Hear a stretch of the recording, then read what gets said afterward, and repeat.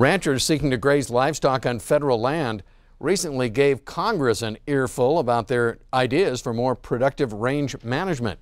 Tonight, Russell Nimitz tells us more about it in this Montana Ag Network report. Cattle and sheep producers have warned Congress that environmental laws are increasingly being misused by fringe activist groups and pose a growing threat to grazing on federal lands. Their testimony came at a hearing held by the House Oversight and Government Reform Subcommittee on the Interior, Energy, and Environment. And testifying on behalf of the American Sheep Industry Association was Dillon, Montana sheep and wool producer John Helly. Well, it gives me a great opportunity to kind of vent some of the issues that I think are broken in the system that we're stuck in the middle of because of a lawsuit.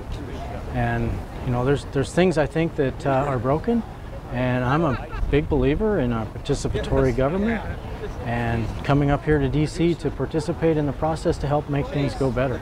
The hearing was chaired by Montana Congressman Greg Gianforte and comes in response to mounting challenges faced by ranchers who graze livestock on federal land and the opportunities for productive range management practices. Well, I've been hearing from ranchers across Montana that are dependent on grazing on public lands and have been for generations, that frivolous litigation has been restricting their access to those lands, even though they've been the stewards over all these years. The hearing was also an opportunity for ranchers like Helly to talk about the benefits of grazing livestock on public lands. You know, having us federal lands ranchers out there is you know, giving great public benefits. We're stewards of the land. You know, we protect open space.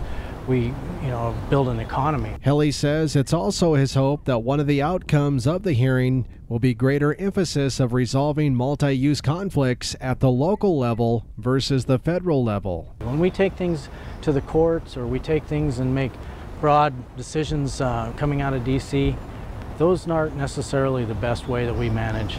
And for members of Congress like Gianforte, the goal of these hearings is to understand where the issues are to develop public policy. In this case, we need to provide ways that ranchers can have certainty to the grazing allotments that have been part of their family operations for generations. Russell Nimitz, MTN News. Thank you, Russell. Russell tells us access to public lands for grazing is critically important for ranchers here in Montana and Wyoming. In fact, recent data shows that grazing on federal lands contributed at least $1.5 billion to the economy and supported over 18,000 jobs nationally.